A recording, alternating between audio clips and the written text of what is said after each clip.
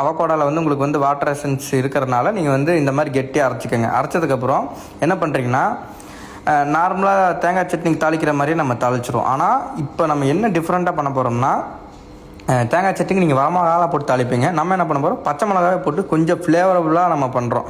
ஏன்னா அவகோடாங்கிறது வந்து ஃப்ரூட் வந்து கொஞ்சம் வந்து உங்களுக்கு வந்து லைக் ஸ்ட்ராபெரி மாதிரி இருக்கும். அதனால் வந்து நீங்கள் சாப்பிட்டவங்களுக்கு தெரியும், தெரியாதவங்க தெரிஞ்சுக்கோங்க.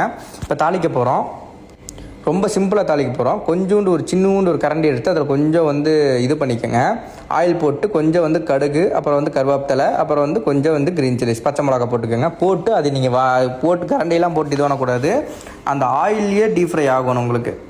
அதாவது வந்து டீப் ஃப்ரை பண்ணுறோம் நம்ம வந்து அது வணக்கில் டீப் ஃப்ரை பண்ணுறோம். நல்லா டீப் ஃப்ரை வந்து 5-10 நிமிஷம் லோ ஃப்ளேமில் வச்சு ஃப்ரை பண்ணுங்கள். ஏன்னா சின்ன கரண்டியாக இருக்கிறதுனால ஃபயர் வர்றதுக்கு சான்ஸ் நிறையா இருக்குது. நல்லா ஆட்டிகிட்டே இருங்க இது மாதிரி. அதுக்கப்புறம் ஆஸ் யூஸ்வல் வந்து நீங்கள் வந்து கெட்டியாக இருக்கிற சட்னியில் வந்துட்டு இதை நீங்கள் ஆட் பண்ணி மிக்ஸ் பண்ணிடுங்க. சூப்பரான தரமான அவகோடா சட்னி தரமாக ரெடி. ரொம்ப ரொம்ப ஹெல்த்தியாக இருக்கும். இட்லிக்கு தொட்டு சாப்பிட்டீங்கன்னா சும்மா சொர்க்கமாக இருக்குங்க, வேறு லெவலில் இருக்கும்.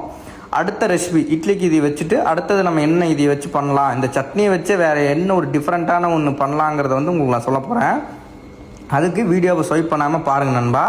தோசை ஊற்றுங்க. தோசைக்கு இது வந்து நீங்கள் ஸ்டஃபிங் கூட பண்ணலாம் தாராளமாக. எப்படி ஸ்டஃப் பண்ணுங்கன்னா, சும்மா நார்மலாக ஒரு தோசை ஊற்றிட்டு மேலே வந்து மசாலுக்கு பதிலாக இதை நீங்கள் டாப்அப் பண்ணிட்டு நீங்கள் தோசை சூப்பராக எடுக்கலாம். ரொம்ப குழந்தைகளுக்கு ரொம்ப ரொம்ப ஹெல்த்தாக இருக்கும்.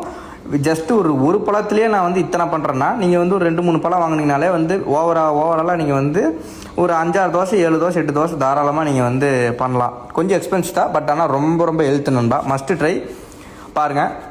நான் வந்து எப்படி மசாலா அப்ளை பண்ணுறேன்னா, ரொம்ப நீங்கள் ஆஸ் யூஸ்வல் நீங்கள் பூரிக்கிழங்கு மசாலா அப்ளை பண்ணுற மாதிரியே பண்ணுங்கள். பெருசாலாம் டிஃப்ரெண்ட் கிடையாது. அப்ளை பண்ணுறீங்களா, அப்ளை பண்ணிவிட்டு அடுத்தது வந்து தோசை திருப்பி போட்டுருங்க.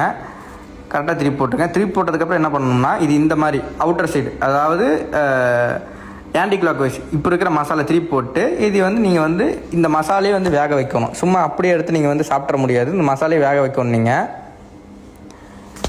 பாருங்கள், மசாலா வேக வச்சதுக்கப்புறம் நீங்கள் தோசையை கட் பண்ணிடுங்க. உங்களுக்கு எந்த ஷேப் வேணுமோ கட் பண்ணிக்கோங்க. நல்லா இப்போ கட் பண்ணதுக்கப்புறமும் நல்லா டீப் ஃப்ரை, நல்லா வந்து இந்த தோசைக்கல்லில் வந்து டீப் ஃப்ரை ஆகணும், நல்லா வணங்கணும்.